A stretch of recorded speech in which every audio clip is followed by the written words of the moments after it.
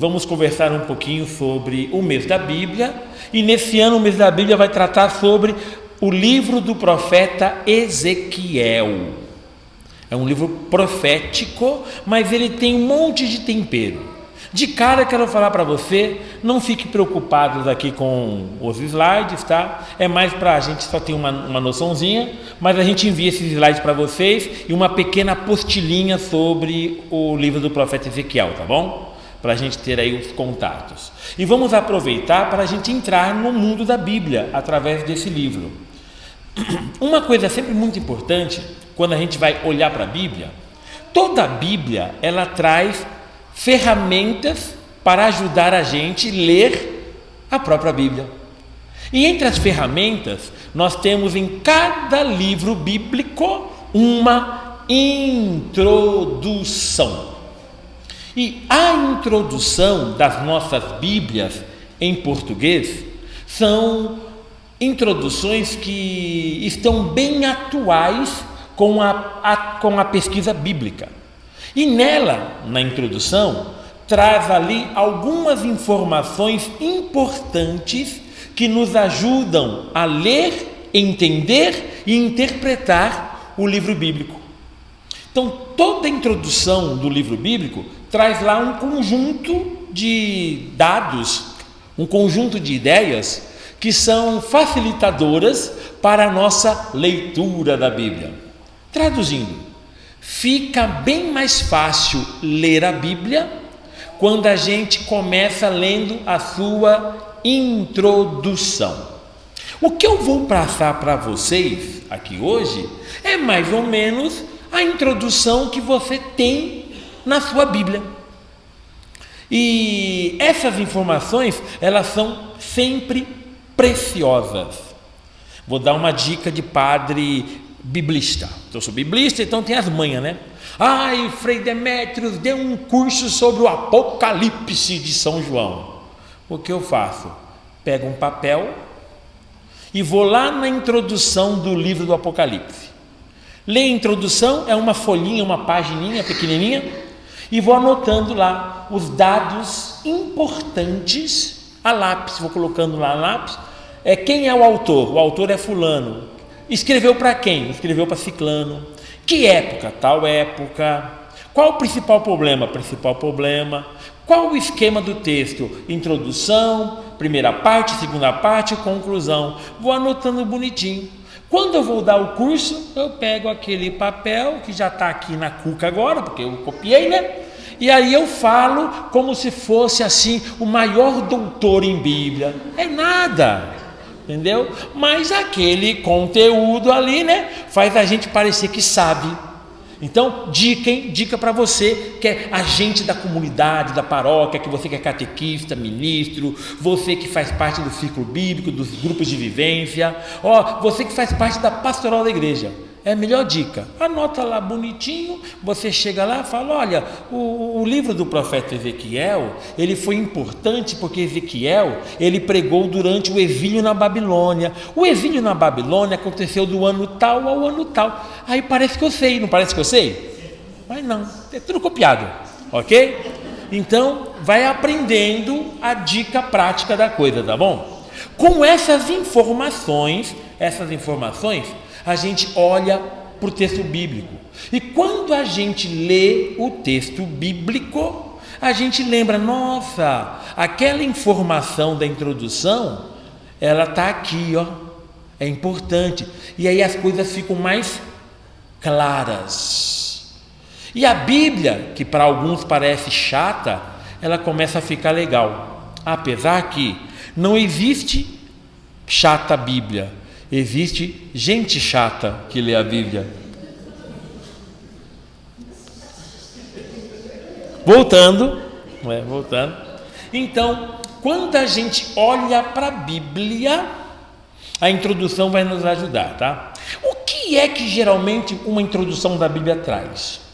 Traz informações importantes sobre o contexto em que o livro bíblico foi escrito. E o contexto faz toda a diferença.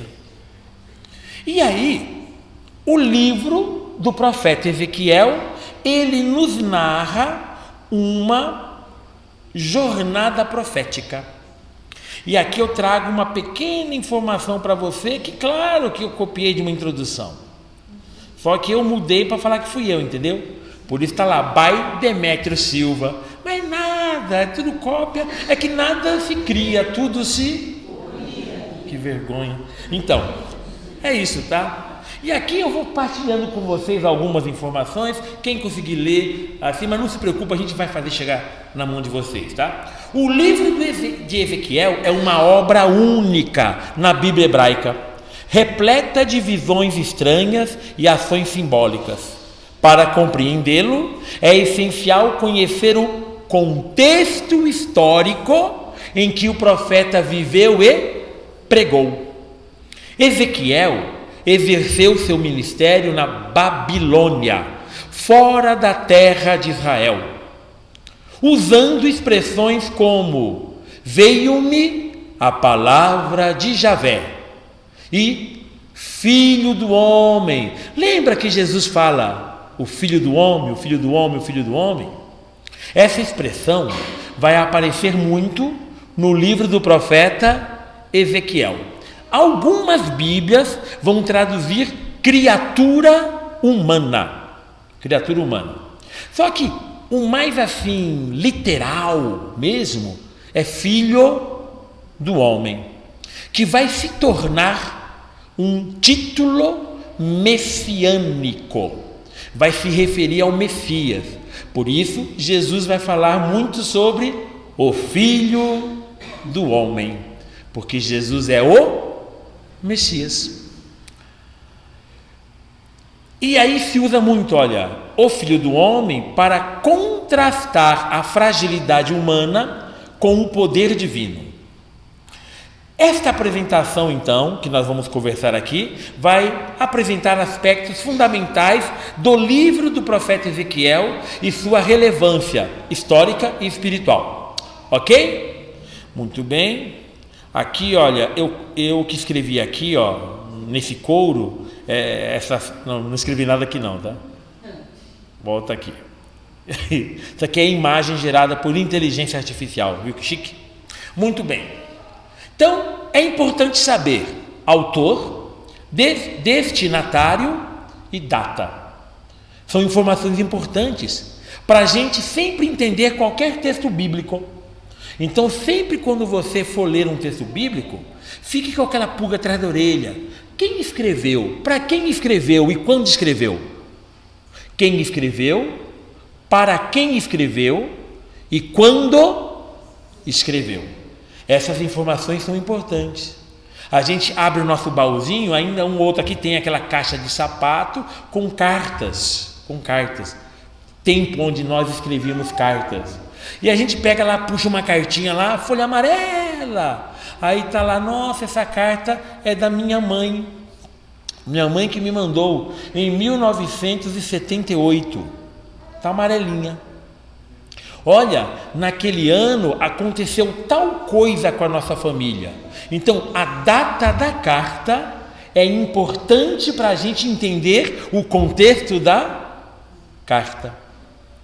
E a mesma coisa acontece então com o livro, tá? Com o livro. Então aqui, informações importantes, olha lá, ó. Primeira informação, Ezequiel começou o seu trabalho profético de fala no ano de 593 a.C. 593 a.C. É o início dos oráculos de Ezequiel. Em 571 a.C., são os últimos oráculos do profeta Ezequiel. E o seu nome, né? O seu nome, Ezequiel, significa El é forte. El é Deus em hebraico. Então significa que Deus é forte. Deus é poderoso. Deus bota para quebrar. Então significa isso. Significa que, olha, mexeu com alguém que é de Deus, é complicado. Porque Deus compra a briga dos seus. Deus está do lado dos seus. E aqui o livro, então, esse nome Ezequiel vai ter tudo a ver com o próprio livro do profeta Ezequiel, que vai mostrar que, apesar de parecer que Deus nos abandonou, Deus não nos abandona nunca. E aí a gente aprende já a primeira lição do livro: não é Deus quem nos abandona, somos nós que abandonamos a Deus. Deus nunca está longe de nós, somos nós que nos afastamos de Deus.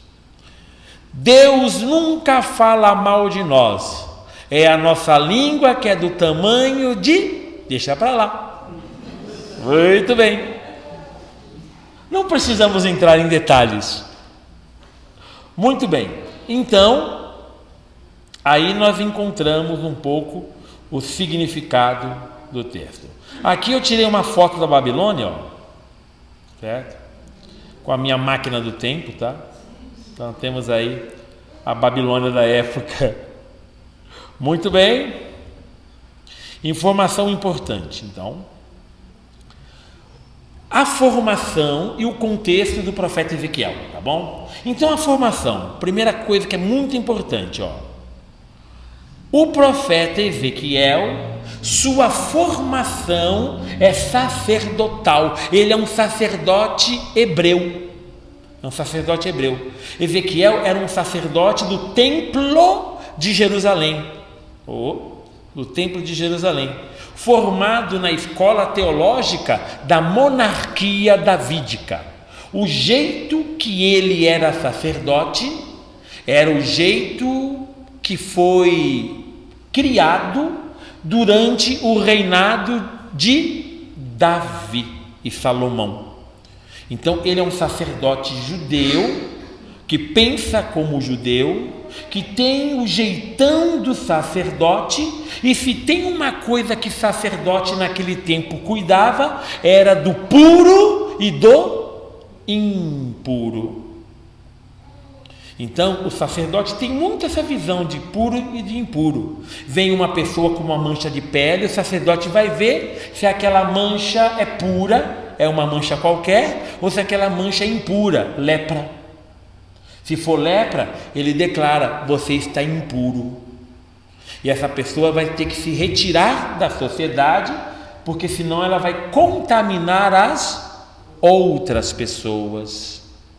Então, o sacerdote, ele tem muito essa visão aí de puro e de impuro, e essa visão vai ser muito importante no livro do profeta Ezequiel.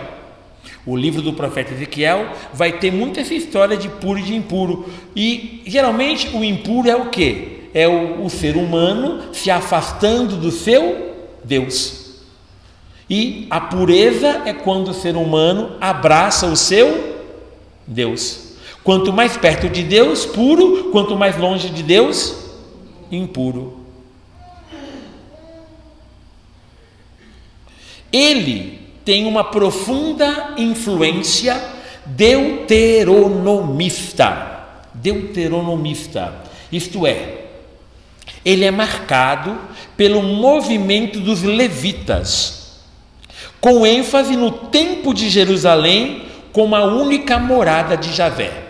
Os levitas deuteronomistas, eles que escreveram, por exemplo, ajudaram a escrever o Deuteronômio, primeiro e segundo livro de Reis, primeiro e segundo livro de Samuel. Eles deram uma temperada no livro de Josué e no livro de Juízes. Então todos esses livros, eles tiveram influência desse grupo. E esse grupo, então, marcou a vida de muitos sacerdotes. E um dos sacerdotes, Ezequiel. Esse movimento, o movimento levítico, ele é um movimento que sempre pensou também dessa forma. Se estamos com Deus, Deus está sempre a nos purificar. Se nos distanciamos dele, o mundo está a nos manchar. E para esse movimento, se acontece a desgraça na vida da gente, é porque a gente se afastou de Deus. Então, para esse movimento, se estou com Deus, eu venço. Se estou sem Deus, eu perco. Então, é a mentalidade que vai prevalecer desse grupo. Isso também o profeta Ezequiel vai viver. E muitos de nós estamos assim já pensando, mas eu também penso desse jeito, não penso? Sim, muitos de nós pensamos assim. Pensamos assim. O que significa que esse movimento também influenciou muitos de nós. Inclusive este pobre padre gordinho, todo zoado que vos fala. Ok? Nós pensamos muito assim, tá? E olha, ele tem uma visão de governança. E como é essa visão? Ezequiel acreditava que os governantes deviam promover a vida, a justiça e a fraternidade. A missão do governante é promover a vida. Bem, parece que eu e você também temos uma coisinha aqui, não temos? Aqui uma visãozinha parecida, porque nós também pensamos assim. E essa é a visão básica do profeta Ezequiel. O governante deve honrar a Deus, promovendo a vida e a justiça. Se não promove a vida em justiça, não está a serviço de Deus, está a serviço do seu próprio estômago. E se o governante não serve a Deus, ele vai ajudar a levar todo o povo para o buraco. E todos padecem, todos vão parar lá na Babilônia. Muito bem.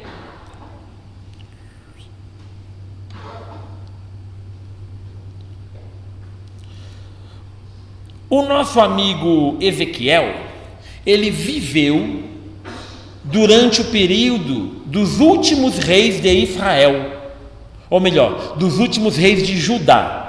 Nesse tempo, Israel estava dividido em reino do norte e reino do sul. O reino do norte deu-se o nome Israel. O reino do sul deu-se o nome de Judá.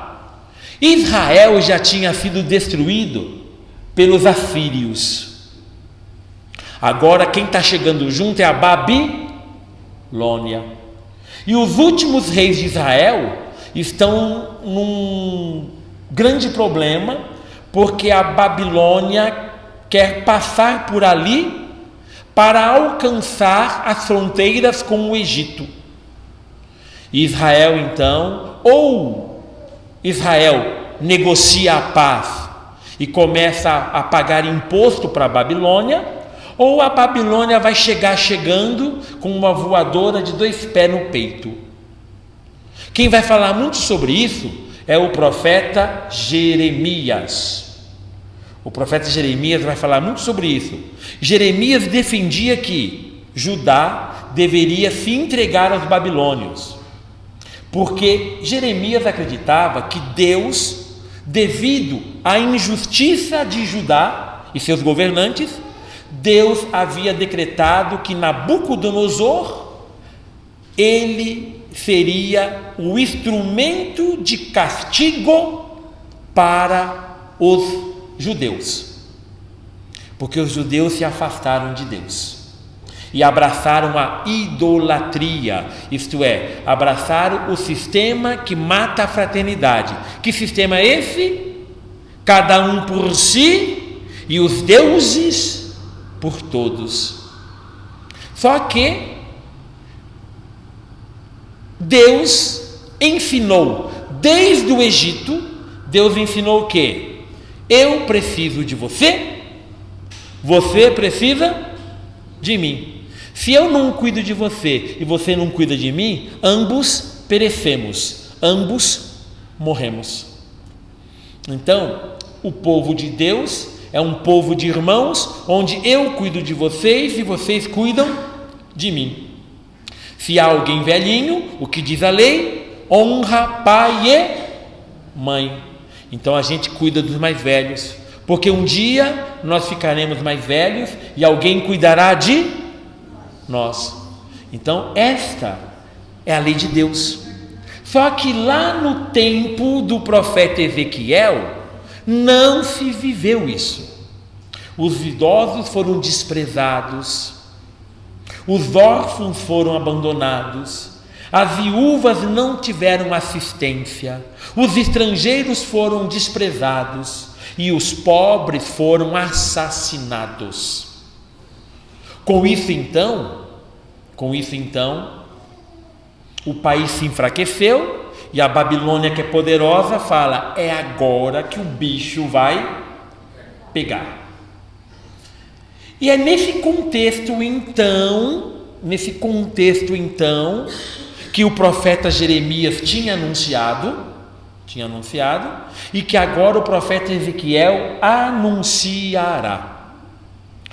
Então, entre os últimos reis de Israel, nós temos o nosso amigo aqui, Joaquim. Ele é um dos últimos reis de Israel. O que está acontecendo no tempo dele? Olha lá. Joaquim, então, ele reinou de 606 a 597 a.C. E o que aconteceu no tempo dele? O que, graças a Deus, nunca aconteceu no nosso tempo, tá? Ambição e má governança. Graças a Deus, nós nunca tivemos isso na nossa vida. Não é verdade? Olha o nariz. Mas tudo bem. Muito bem. E aí o que aconteceu no tempo dele? Joaquim maltratou o povo em sua busca por poder e riqueza. O que mais aconteceu? Joaquim fez alianças com o Egito. Lembra que a Babilônia queria chegar perto do Egito, a fronteira do Egito? Judá vai lá e faz aliança com o Egito, com aqueles que nos escravizaram no passado. Nós fomos escravos no Egito, agora a gente está dando bitoquinha no faraó.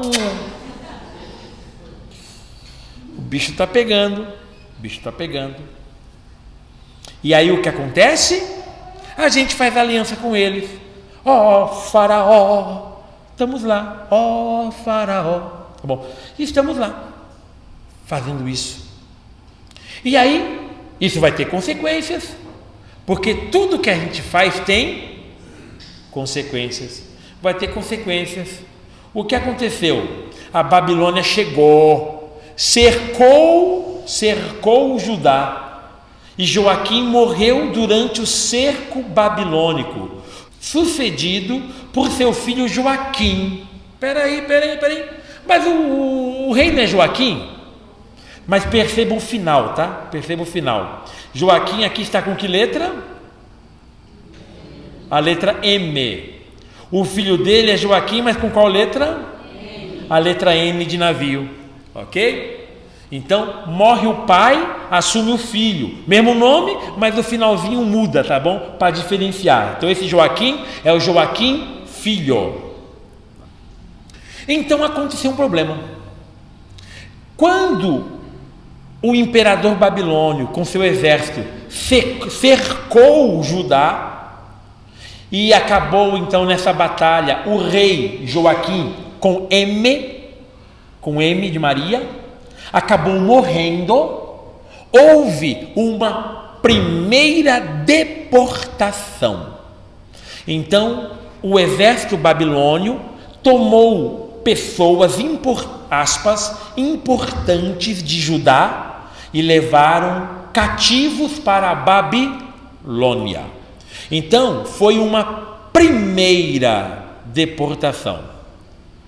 E aí, como que foi essa primeira deportação? Teve primeiro a rendição de Joaquim com N de navio, o Joaquim filho. Ele se rendeu. Após 3 meses de reinado, Joaquim se rendeu à Babilônia. Nossa, só 3 meses, hein? Pouquinho, né? Pouquinho. Aí aconteceu a deportação. Joaquim, governantes. E nessa leva, o profeta Ezequiel foram deportados para a Babilônia. Então Ezequiel nem foi na segunda, foi na primeira chamada. Já foi deportado para Babilônia. Terceiro, início da profecia. No exílio, Ezequiel começou a profetizar sob a ótica da monarquia davídica.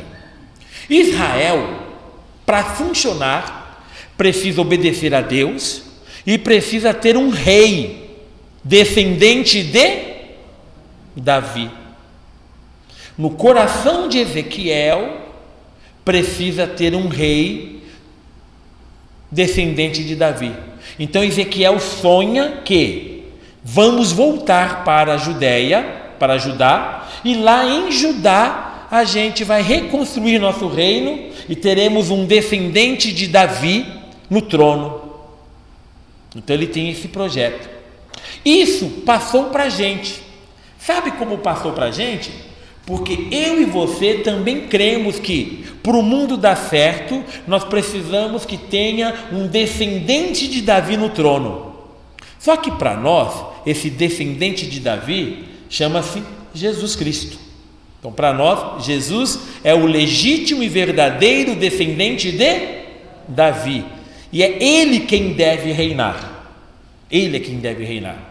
Então, de certa maneira, isso também acabou abraçando a gente, tá bom? Nós temos um pezinho ali também na teologia de Davi, na teologia davídica.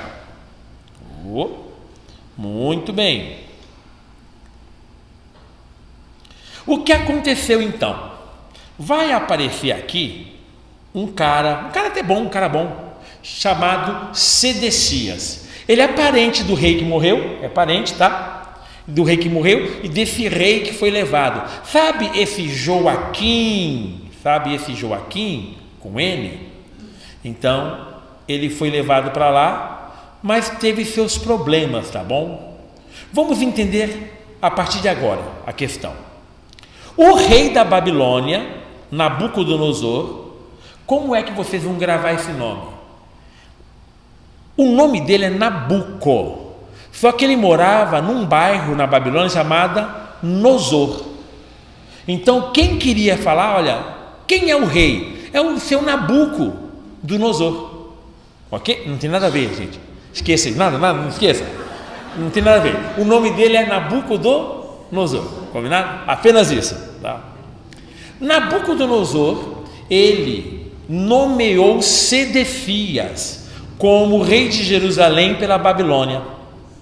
Agora, não é um rei que foi ungido pelo sumo sacerdote. Agora é um rei colocado por um rei estrangeiro, pelo imperador, por Nabucodonosor. Só que o que aconteceu? O Sedecias, ele estava indo bem, ele estava ajeitando aqui, estava ajeitando ali, estava negociando, pagando imposto.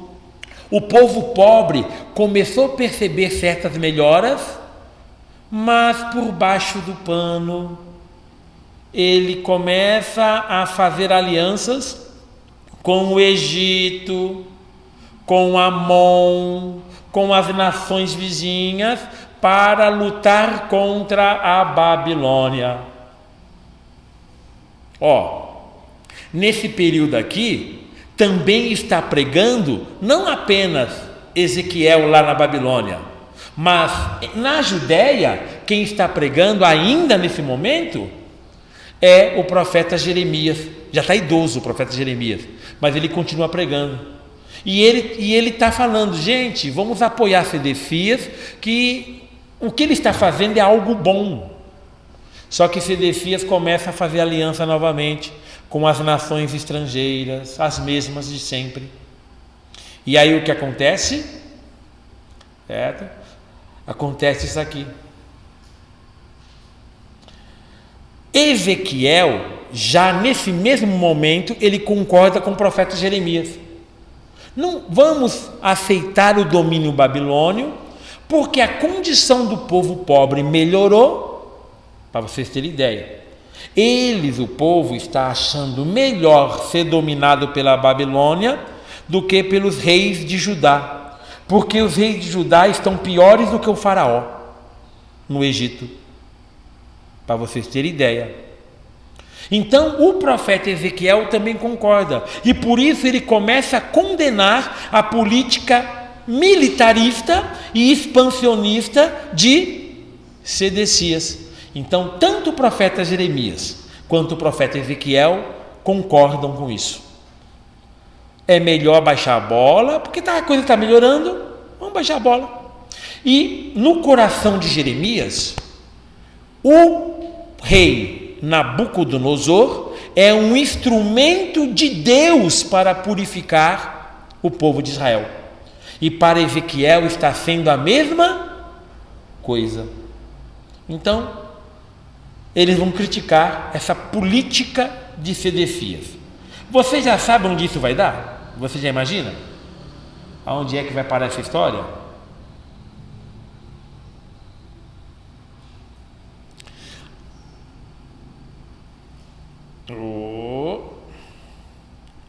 Então, o profeta Ezequiel começa agora a sua profecia pesada, tá? E vocês vão encontrar isso nesse livro delicioso, que é o livro do profeta Ezequiel. Vocês vão encontrar o quê? Então, essas informações ajudam a gente a entender o livro.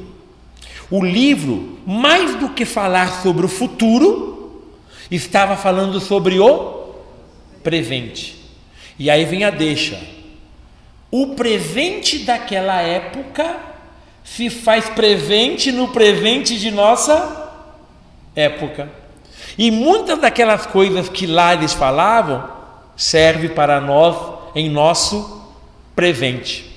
E vai servir para o presente do futuro de nossos netos, bisnetos, vai servir. Então, este livro ajuda a iluminar o nosso presente, porque ajudou a iluminar o presente deles, tá? Então, o que acontece lá no templo deles? O profeta Ezequiel, então, o livro dele vai ser uma grande crítica ao reinado, certo, de Sedecias, tá?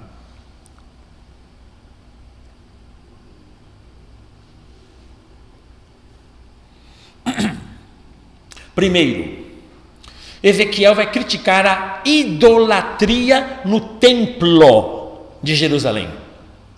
Ezequiel denunciou a presença de divindades estrangeiras no templo de Jerusalém. Gente, ele fez pacto com as nações estrangeiras vizinhas, e o pacto se dá por casamento.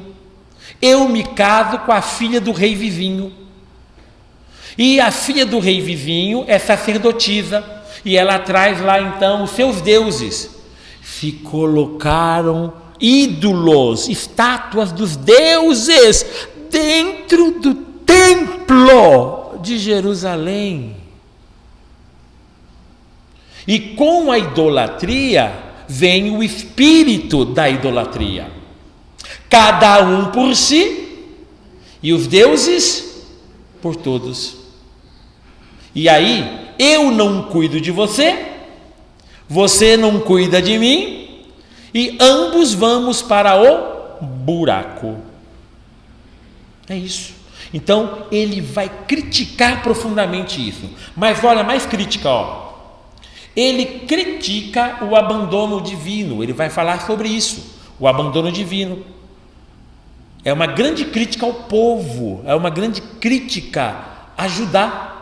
O profeta declarou que Javé abandonou o templo devido à idolatria e os crimes. Eu não cuido de você, você não cuida de mim. Assim, o governante não precisa cuidar do povo, não precisa cuidar de nós. Como um mau pastor não cuida de suas ovelhas. E o tema do pastor é um dos temas principais do livro do profeta Ezequiel. Condenação da revolta. Ezequiel condenou as tentativas de Sedecias de se revoltar contra a Babilônia. Então, da mesma maneira que Jeremias está metendo a boca, Ezequiel está metendo a boca. Um mete a boca lá na Babilônia, o outro em Judá. Então ambos estão anunciando a mesma coisa. Por quê? Porque a Babilônia é muito poderosa e o profeta que está lá, agora ele está vendo o poder da Babilônia, ele sentiu na pele o poder da Babilônia, ele sabe, Judá e aqueles países não têm chance contra a Babilônia. E se a gente entrar em guerra, quem é que vai sofrer mais? O povo simples. E com isso então o profeta, ele anuncia contra essa revolta. Outra crítica pesada, volta lá, fio. Outra crítica pesada vai ser a crítica contra os falsos profetas. Também vai ser uma crítica pesada. Ezequiel condenou os profetas da corte que pregavam aliança com o Egito e guerra contra a Babilônia. Tanto Jeremias quanto Ezequiel estão enfrentando falsos profetas. Os falsos profetas falam: tudo está bem, Deus está conosco, nós vamos ganhar, rei, Javé é nosso rei. E estão com essas ideias aí, Só que no passado do povo hebreu, nós temos exemplos que não é por aí. Por exemplo, existe lá uma guerra, está tendo lá uma guerra entre os hebreus e os filisteus. E o exército filisteu é um exército pequeno, eles estão ali com 10.000 homens, enquanto o exército judeu tem mais de 100.000 homens. E ali então os filisteus começam a tremer na base. Por quê? Porque no acampamento de Israel está lá a Arca da Aliança e 100.000 homens prontos para a guerra, gritando: rei, Javé é o nosso rei. E eles colocaram a Arca na Aliança, e ali então os babilônios, os filisteus começaram a tremer na base, até que o general filisteu fala: homens filisteus, hoje é um bom dia para morrer, vamos enfrentar esses inimigos, e o nosso sangue semeará a terra. Quem sabe um dia nascerão desta terra novos guerreiros. E aí o que aconteceu? Os israelitas partiram para cima dos filisteus, e os filisteus, com um número bem menor, foram para cima dos israelitas. Gente, só foi pena que voou. Os filisteus arrebentaram os israelitas, não sobrou nada, só foi gente morta, e a Arca da Aliança foi parar nas mãos dos filisteus. Israel conhece essa história, Jeremias conhece essa história, Ezequiel conhece essa história. Ezequiel está vendo que a Babilônia tem muito mais poder, vai ser só pena que vai voar, e foi só pena que voou. Os profetas estão anunciando. A profecia é coisa pé no chão, fala de Deus, fala do Espírito, mas Deus e o Espírito agem na vida da gente. E quando nós, na vida real, do jeito que ela é, enfrentamos os problemas, nós enfrentamos os problemas com o coração em Deus. Só que nós conhecemos a realidade e a gente sabe quando a gente vai para frente ou quando a gente vai para trás. Na vida é assim. Se eu entro numa rua sem saída, eu tenho que dar marcha ré. Não tem jeito. Na vida é assim. Só que eles não perceberam. E os falsos profetas: não, vai dar tudo certo, Javé está com a gente, a gente consegue, nós vamos vencer a Babilônia, porque Deus falou para mim, assim fala o Senhor. Israel, enfrente seu inimigo, porque eu mesmo derrotarei Nabucodonosor. Aí vem o profeta Jeremias. O profeta Jeremias colocou uma canga, ele fez uma canga de madeira, colocou a canga nele e foi lá falar para o falso profeta: assim diz o Senhor, Assim como eu carrego essa canga, colocarei uma canga em Judá, porque Judá assim não foi fiel, tarará, tarará, tarará. O falso profeta Ananias foi lá, pegou a canga, quebrou a canga de madeira e falou: assim diz o Senhor, da mesma maneira que quebra essa canga, quebrarei o reinado de Nabucodonosor. Jeremias: ah é? Jeremias saiu. Deus falou com Jeremias: vai lá no ferreiro, faz uma canga de ferro, que o bicho vai pegar. Lá vai Jeremias com uma canga de ferro, e assim ele chega e fala para os falsos profetas: assim fala o Senhor, colocarei uma canga mais pesada e mais dura sobre vocês, porque não ouviram a minha palavra e o verdadeiro profeta. Tempo depois do que aconteceu lá no passado e acontece agora. Só foi pena que voou. Só foi pena que voou. Então, gente, isso aí é o que está rolando o livro do profeta Ezequiel. É um livro que está denunciando o presente, mas é um livro cheio de esperança, porque ele acredita que Israel vai voltar a reinar tendo um descendente de Davi no trono. Eles acreditam, tá? É um livro muito legal, gente, muito legal mesmo. Certo? O tempo voa. Pois é. Lembra que eu acabei de falar o que mesmo? Que foi só o que mesmo? Foi só o quê? Pena que voou. Olha aí. Foi só pena que voou. Dizem, alguns anais históricos falam sobre que a Babilônia fez pirâmides de cabeças de pessoas, e colocou essas pirâmides cheias de cabeças de pessoas na frente do templo destruído. Abria-se a barriga das mulheres grávidas, tiravam-se os fetos e degolava. Pegava as crianças pequeninas, 1, 2, 3 anos, 4 anos, e rachava a cabeça delas na pedra, batendo contra a pedra. Aonde vocês vão encontrar isso?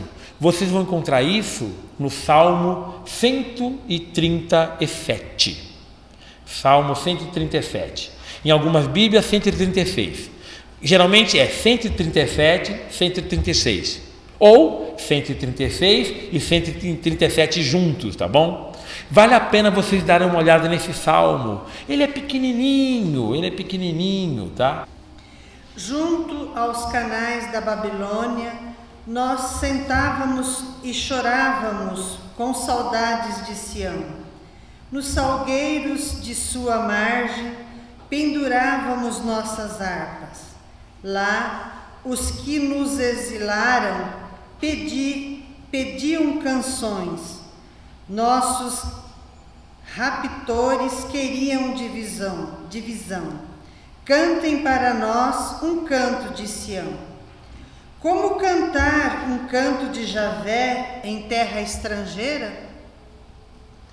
Se eu me esquecer de você, Jerusalém, que se seque a minha mão direita, que a minha língua se cole ao paladar, se eu não me lembrar de você e se eu não elevar Jerusalém ao topo da minha alegria.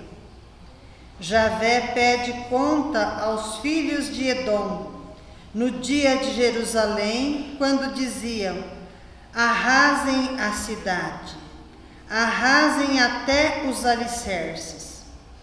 Ó devastadora capital de Babilônia, feliz quem lhe devolver o mal que você fez para nós. Feliz quem agarrar e esmagar seus nenês contra o rochedo. Ok. Viram o finalzinho? Edom é um país irmão de Judá.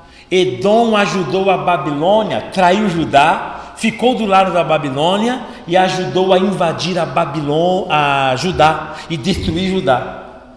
E olha, o salmista está lá na Babilônia, cheio de dor, de ódio, do pior de todos os sentimentos, porque viu seu filho, sua filhinha, sendo esmagada na rocha. Os babilônios pegando suas filhas, estuprando suas filhas e batendo a cabeça das filhas até o cérebro sair. Até o cérebro sair. O salmista viu isso. E agora o salmista está lá no cativeiro na Babilônia. E ele está lembrando de sua família, de suas filhas, ele está rezando: ó Babilônia, ó capital da Babilônia, feliz quem devolveu o mal que você nos fez. Feliz aquele que pegar seus nenéns, seus bebês e rachar a cabeça deles contra a rocha. É o sentimento. Gente, a Bíblia trabalha com a verdade e os salmos trabalham com a verdade.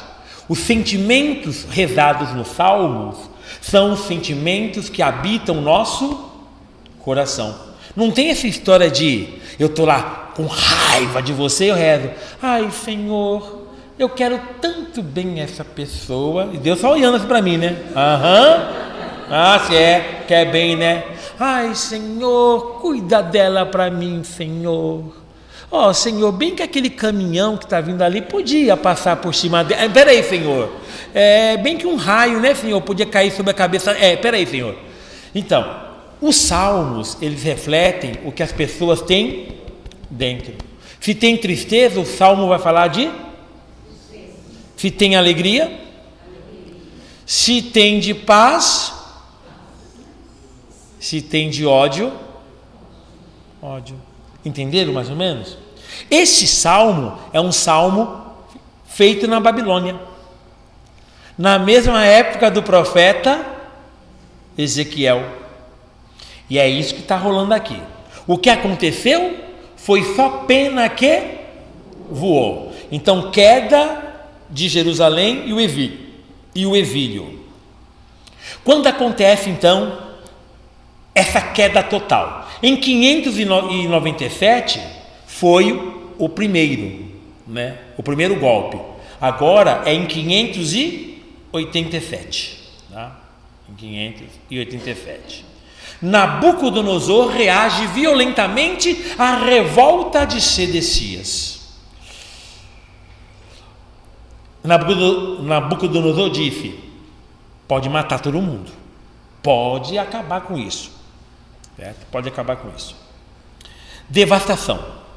Jerusalém e seu templo são destruídos, o rei e os governantes são massacrados. Os Sedecias, as mulheres dele, filhos e filhas, foram assassinados na frente dele.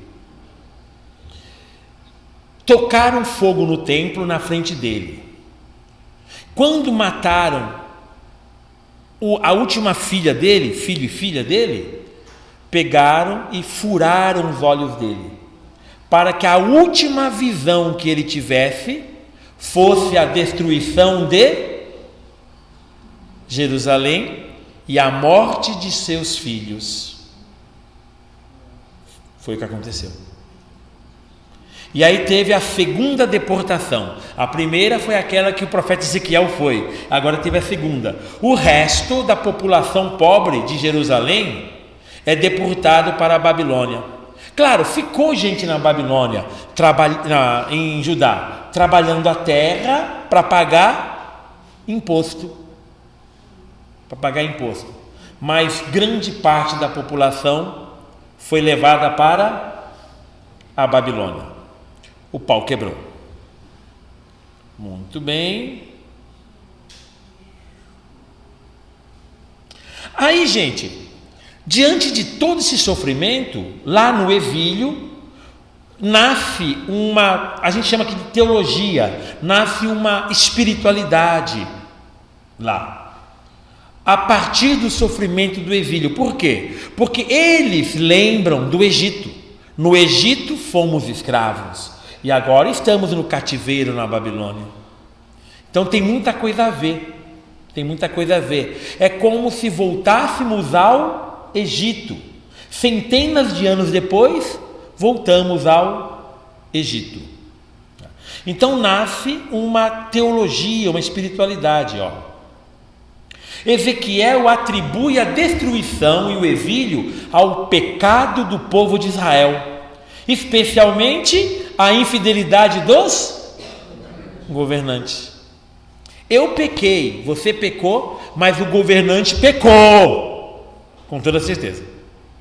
Então, se estamos aqui, é por causa dos nossos pecados, ok?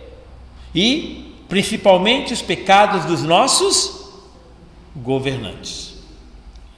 Segundo, o profeta acredita, ele prega que Javé perdoará e realizará uma nova aliança se o povo assumir um coração íntegro e um novo espírito. Gente, isso é o suco do profeta Ezequiel. Por maior que seja o nosso pecado, se nos arrependermos e tivermos agora um coração íntegro e um espírito novo, Deus nos perdoará e vai fazer com que a gente volte para a nossa terra. É a pregação que aqui nasce. É a pregação de todo o livro do profeta Ezequiel. É gostoso. Gente, dá uma lida lá que é gostoso, tá bom? Você já conhece várias passagens, tá? Do profeta Ezequiel. Quando a gente lê, fala, opa, isso é profeta Ezequiel. É um livro muito legal. Pureza no exílio. O profeta enfatiza a importância de manter-se puro. Lembra? É sacerdote. Sacerdote tem aquela neura do puro e do impuro. Ele é sacerdote, não deixou de ser sacerdote. Ele é deuteronomista, não deixou de ser deuteronomista. Então ele enfatiza a importância de manter-se puro em terra estrangeira, observando as práticas religiosas e tradicionais. É um sacerdote, você quer o quê? É isso aí, entendeu? É isso aí. Você chega assim em nós os padres, né? Assim, ô padre, fala alguma coisa aí. Gente, vai ser Bíblia, Deus, Nossa Senhora, Santa, não sabe mais nada, é só isso. Por quê? Porque somos nós, entendeu? É a nossa cabecinha, funciona assim, certo? Você chega lá para um cara que gosta muito de futebol, é Corinthians. É isso. Você quer o quê? Você quer o quê? Um jovem lá que é gamer, vai falar do quê? Vai falar de videogame? Você quer o quê? Vai falar do quê? Não é? Então o sacerdote vai falar dessas coisas, porque ele é um sacerdote, ok? Então isso aparece bastante no livro, tá? Muito bem.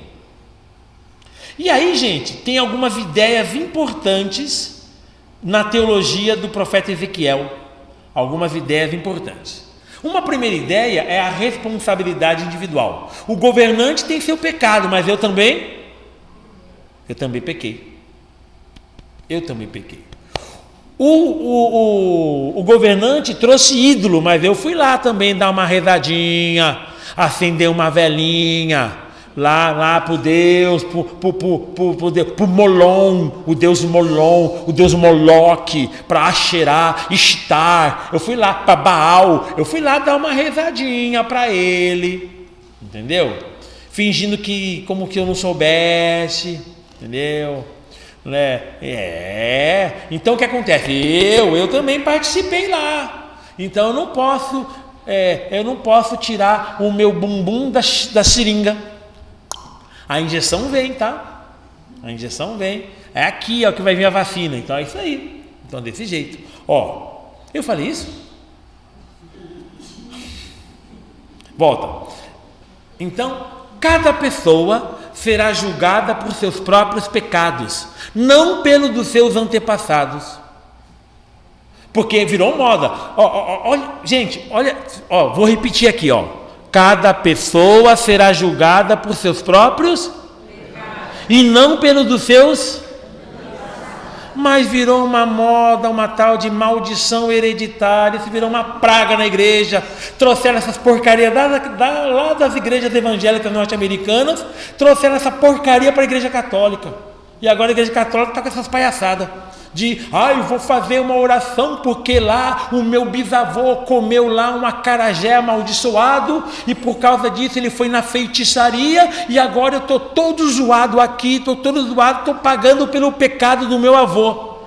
O profeta Ezequiel fala: para com essa frescura, isso é coisa de gente jumenta, não vai fazer isso, porque cada pessoa será julgada pelos seus próprios pecados, não pelos dos seus antepassados. Jesus já é mais doce, está lá o cego de nascença, os discípulos perguntam: mestre, quem foi que pecou para que ele nascesse cego? Foi ele ou foi os pais dele, os antepassados dele? Jesus fala: nem ele nem os antepassados, ele nasceu cego porque nele vai se manifestar a obra de Deus. Então, isso. Mas alguém trouxe essa porcaria lá de fora, lá dos States, para a nossa igreja, e agora a gente vê católico mulambento, muxembento, rezando: porque minha bisavó era macumbeira, Senhor, e agora eu estou todo cheio de macumba, por isso que eu torço para o Corinthians, Senhor, fui a macumba. Peraí, que história é essa? Entendeu? Então é isso. Então, você olha para isso. A palavra é clara, a palavra é simples, a palavra é direta. Cada pessoa é responsável pelos seus próprios pecados, não pelos dos seus antepassados. Então essa história de que ele come o hambúrguer azedo e eu que vou ter dor de barriga, essa história não funciona não, tá bom? Então é isso, o que funciona é isso. Isso faz parte da teologia mais profunda do profeta Ezequiel, ok? Muito bem. Acho que deu para entender, né? Muito bem. Eu acho que eu exagerei um pouquinho, mas deu para entender. Outra coisa. Aí nós manjamos disso, porque faz parte do nosso coração. Deus é nosso pastor. Isso vem de onde? Gente, vem da profecia de Ezequiel. O Senhor é nosso pastor. E aí, olha, Javé como pastor. Deus mesmo, porque os governantes não foram pastores, Deus mesmo se tornará pastor para proteger e conduzir seu povo, substituindo os maus pastores humanos. E aí você já lembra do Salmo 22, 23? O Senhor é meu pastor, nada, que é um salmo também fincado nesse mesmo terreno. Então isso faz parte da teologia do profeta Ezequiel, que tem tudo a ver com a gente. Legal isso, né? Isso é muito legal. Muito bem. E aí, lembra a ideia de que vai voltar a ter o reino com um descendente de Davi no trono? Aqui, restauração da monarquia. Ele planeja a restauração da monarquia davídica com uma nova aliança e a reunificação dos reinos, Israel e Judá, reino do norte e reino do sul. Ele sonha com isso.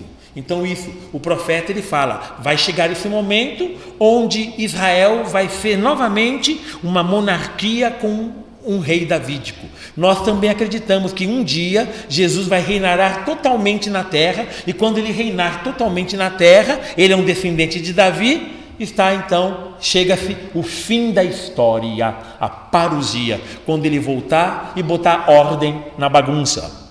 Nós sonhamos com isso. Então, também está fincado nesta mesma profecia. Ok? Muito bem. Olhando o tempo.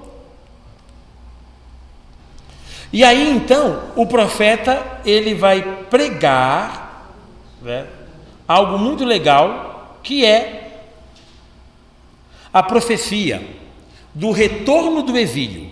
Tanto Ezequiel como o profeta Jeremias anunciaram a mesma coisa, tá? Anunciaram a mesma coisa. Tem um outro profeta que está também nessa época, que é o profeta segundo Isaías. Isaías, do capítulo 40 ao capítulo 55. Esses capítulos de 40 a 55 do profeta Isaías é anunciado nesse mesmo tempo, e também ele anuncia a queda, o sofrimento, mas anuncia a volta, porque vai surgir um servo sofredor, e esse servo que sofre vai carregar os pecados. dos quais eu e você somos responsáveis, mas é ele que vai carregar. Mas aí é assunto para um outro momento, ok? Retorno do exílio e a chamada teocracia de Ezequiel, tá? Em 538, certo? Vai acontecer o fim do exílio. O fim do exílio. E acontece como? O rei persa Ciro, não Ciro Gomes, nosso aqui não. O rei Ciro, ele e a Pérsia se tornam um grande reino e eles botam a Babilônia para correr. Eles vencem a Babilônia e agora ele devolve os remanescentes de Judá para a sua terra. Aqui está o retorno do grupo de Ezequiel, agora chamado Golá. Esse grupo são filhos e netos daqueles que foram levados para a Babilônia. Aqueles que foram levados morreram lá. Quem volta agora são seus filhos e seus netos. Mas devido à profecia, lá eles se mantiveram, aspas, sem se contaminar, aspas, com os babilônios. Vocês vão encontrar esse tipo de narrativa num livro que foi escrito bem depois, mas que é uma profecia deliciosa, que é o livro do profeta Daniel. Lá vai ter Daniel, vai ter lá o Azarias, o Ananias e o Misael. Eles vão ser jogados na fornalha, vai ter um monte de rolo lá. Mas esses bastidores são lá na Babilônia. Então vale a pena depois também dar uma olhada no livro do profeta Ezequiel, tá? Então o grupo que volta são netos, bisnetos daqueles que foram levados para lá, ok? Reconstrução. A elite repatriada reconstrói e fortalece o sistema do templo. Os filhos dos Bambambam, que foram levados para lá, os netos e bisnetos dos Bambambam, eles voltam e eles já começam fazendo errado. Já começa fazendo o sistema que está na cabeça deles. E o povo que ficou lá na terra, que agora está recebendo eles de volta, vai ter que se aguentar, vai ter que se adequar aos belezinha. Vou citar um exemplo. Eles foram levados para a Babilônia, nós ficamos aqui. Então, tem gente no nosso meio que veio da Babilônia, nós que ficamos aqui. Tem gente que veio morar com a gente. Gente da Babilônia, gente da Assíria, gente de Edom. E eu me casei com uma edomita, você se casou com um babilônio, uma babilônia, e nós tivemos filhos, tivemos netos. Agora chega esse povo lá e fala: vocês são impuros, porque vocês se misturaram com outros povos. Nós somos puros, vocês são impuros. Nós somos bons, vocês são maus. E assim vocês vão ter que, ou vocês mandam os estrangeiros embora, inclusive sua esposa, seu filho, sua filha, seu neto, seus bisnetos, vocês mandam para fora, ou vocês vão ficar impuros. Ok? É o que vai acontecer aqui. O estabelecimento da teocracia. Governo baseado no templo como comissários do Império Persa. Aqui, nesse tempo, vocês vão encontrar dois livros importantes. O livro de Esdras e o livro de Neemias. Vai falar sobre isso aqui. E você vai encontrar uma parte de um livro contra isso aqui, que vai ser o terceiro Isaías. É o livro do profeta Isaías, do capítulo 56 ao capítulo 66. Do capítulo 56 ao 66. Então, que é o chamado terceiro Isaías. O terceiro Isaías vai meter a boca nisso. Por quê? O terceiro Isaías vai falar: você que é estrangeiro e honra a Javé, o seu nome, eu mesmo, assim diz o Senhor, escreverei nas colunas do templo. Olha, o estrangeiro que serve a Javé vai ter o seu nome inscrito no templo de Jerusalém. Querem tirar eles do templo. O nome deles vai ser escrito no templo. Então vale a pena ler também o terceiro Isaías, Isaías de 56 a 66.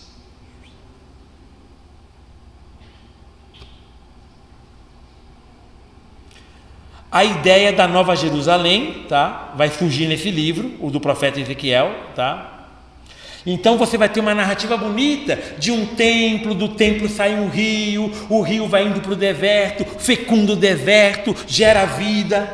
É o profeta Ezequiel que fala isso, o profeta Ezequiel. Então, o novo templo, descrição detalhada do novo templo, bem organizado, com altar, ministros, festas, sacrifício. Água da vida, a água nascendo do templo, invadindo a terra seca, garantindo a vida do povo. Divisão da terra, o príncipe, descendente de Davi, deve realizar a divisão da terra como dom de Deus. Então ele precisa fazer, deixa eu falar baixo, que essa palavra, se eu falar alto, vão falar lá fora que eu sou comunista. Deve fazer reforma agrária.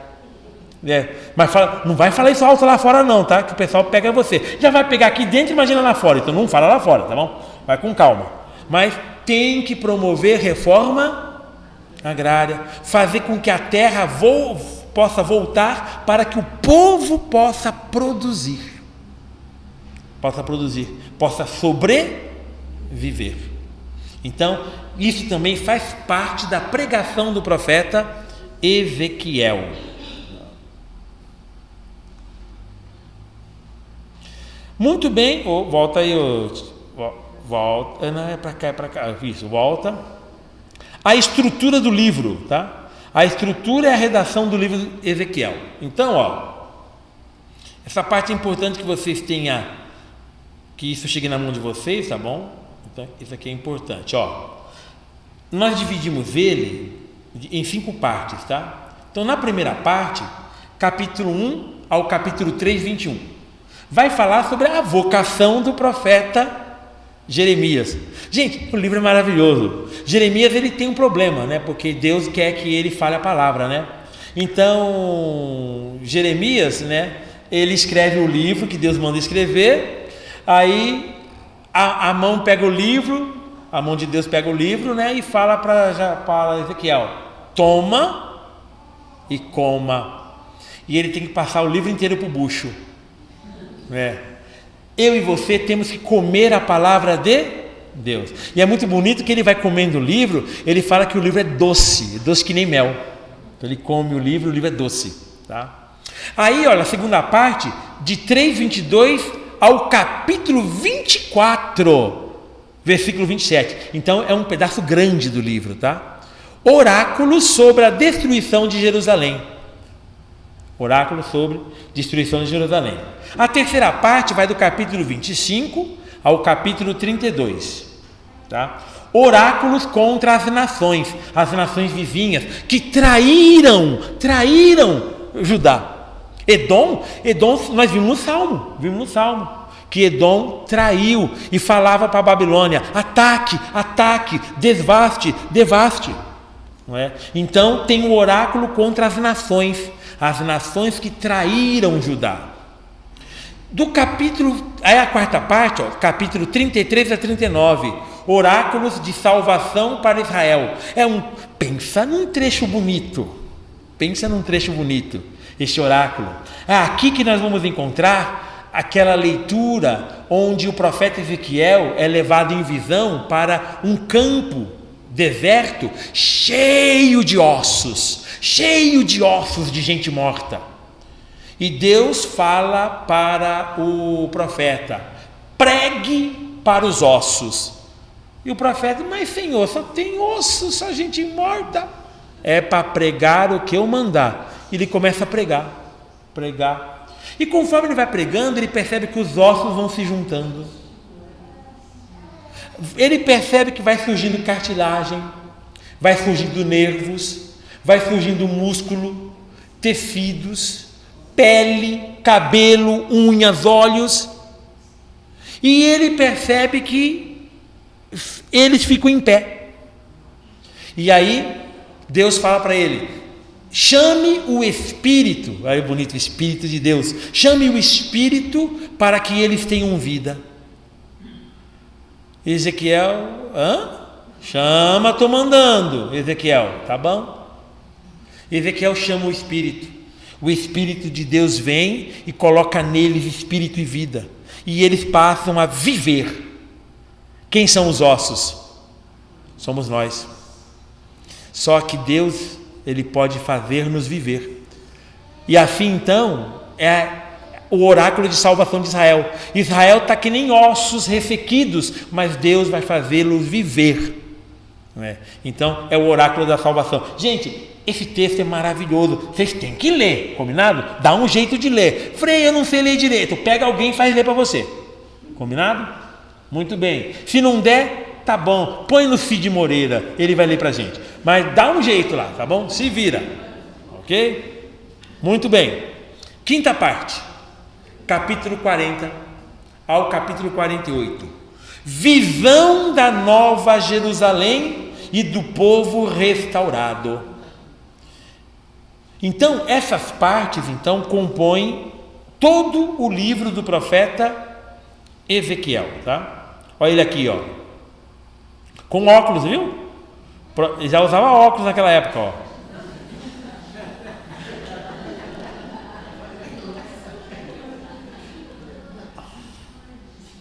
Sem comentários.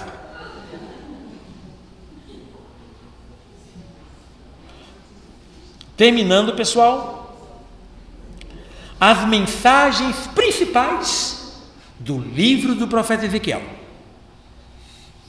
Primeira coisa, justiça. Conscientização sobre as injustiças em Jerusalém e Judá. Isso. É preciso apontar, gente, foi aqui que pisou na bola. Foi aqui que pisou na bola. E agora temos que fazer diferente. É isso aí. Então, o profeta tem que conscientizar as pessoas sobre as injustiças, porque teve um momento que as pessoas lá na Babilônia começaram a falar: ai, nós estamos aqui na desgraça porque Deus nos abandonou. Começaram a colocar a culpa em Deus. E o profeta fala: não. Baixa a cuequinha que a injeção vai no popô. Vai no seu popô. É no popô de cada um que vai a injeção. Combinado? Não vai colocar popô dos outros. É o seu que vai lá. Está querendo colocar em Deus a culpa. Né? E a gente muitas vezes faz isso. A gente apronta. Um amigo meu, ele se casou com a cachaça. Né? E aí, né, bitoca daqui, é um I love you com a cachaça que só Deus sabe. Né? Agora o fígado derreteu.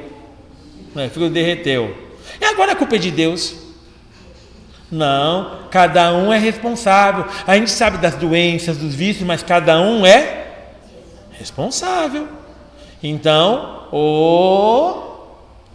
pum, entendeu? Cada um vai levar sua injeçãozinha no popô. E é isso que está colocando aqui. Tá? Discernimento. Busca da verdade e da justiça em meio aos falsos profetas. Então, hoje há muitos falsos profetas, nós devemos buscar a verdade, certo? E a justiça. No meio de tantas vozes que querem nos desviar do verdadeiro sentido da vida. Renascimento. O Espírito de Deus traz vida nova em situações desesperadoras. E aí a gente lembra o exemplo dos ossos ressequidos, tá? Cuidado divino. Javé como o bom pastor na restauração do povo sofrido. Deus é o bom pastor. E aí a leitura de Ezequiel é muito bonita sobre isso. É muito bonita. Deus falando: olha, vocês, governantes, não cuidaram do meu povo. Por isso assim diz o Senhor: eu mesmo serei o pastor do meu povo e vou conduzi-los a prados verdejantes. Vou cuidar da ovelha ferida, vou defender a ovelha gordinha, vou cuidar da ovelha manca, vou fazer atadura, vou colocar tala na perna da ovelha que teve sua perna quebrada. Então vai descrevendo de uma maneira muito bonita como Deus cuida de nós.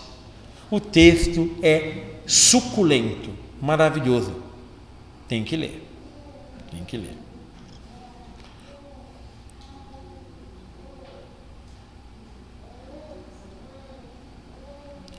E aí, conforme eu tinha dito para vocês, esse livro que falava sobre o presente do tempo deles, também fala sobre o presente do nosso tempo.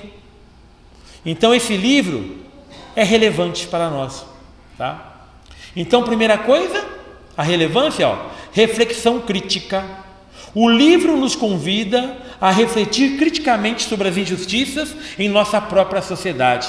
É atual, gente, é muito atual. Então, ler esse livro, a gente lê ele e começa a pensar, meu Deus, mas está tudo igual. E agora? A gente vê, gente, com muita clareza. Esperança na adversidade. A coisa está feia. Deixa para lá. Quando a situação está muito difícil, a gente perde a esperança. De tanto levar pancada, a gente desanima. Tem uma foto que mandaram para mim de um cara que atolou o carro na água, né? Entrou com o carro na água, o carro caiu na água, e ele está sentado em cima do teto do carro, tomando uma lata de cerveja, porque ele não tem mais o que fazer. Então vai tomar uma. Não é? Às vezes na nossa vida é isso, a coisa está tão feia que a gente para. Vai fazer o quê? Tomar uma. Para. Mesmo em situações difíceis, a mensagem de Ezequiel inspira esperança e renovação. Deus está com a gente. Deus não nos abandona. Mesmo que o mundo diga não, Deus está do nosso lado.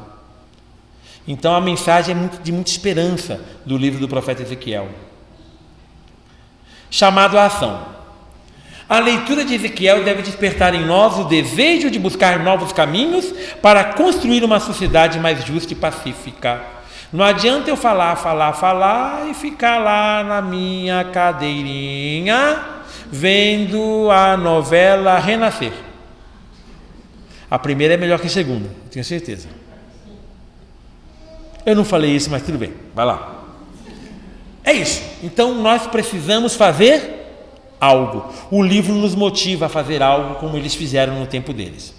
Então o livro, ele é supimpa. É muito legal. Ok, pessoal? Muito bem. Deixa eu ver aqui. Faltam 4 minutos para o encerramento. E o que vamos combinar então entre nós, tá? Livro do profeta Ezequiel. Então agora o trabalho é a gente começar a ler. O mês da Bíblia é um mês para a gente ler o livro de boa. E assim, Frei, eu não consigo ler o livro inteiro. Escolha algumas partinhas. Um conselho meu, dá uma lida no capítulo 37, que vai ser o capítulo dos ossos ressequidos. Ele é muito, muito legal. Mas dá uma olhada no livro, vai dando umas pinceladas, que vocês vão perceber. Essas informações, elas são suficientes para nós entendermos o livro. Detalhe, o livro do profeta Ezequiel, ele tem linguagem profética básica, mas também tem linguagem apocalíptica. Então ele é gostoso, porque ele mistura as duas linguagens. Então tem hora que ele está falando de coisas, né, como se fosse coisas do futuro, Apocalipse, mas ele está olhando para o presente. E se você e eu conseguirmos ler olhando o nosso presente, a gente consegue ler o livro de Ezequiel numa boa. Interpreta ele, da hora, vale a pena. Combinado? Desejo a vocês muita força, muita paz e um ótimo mês da Bíblia. Paz e bem. Muito bem.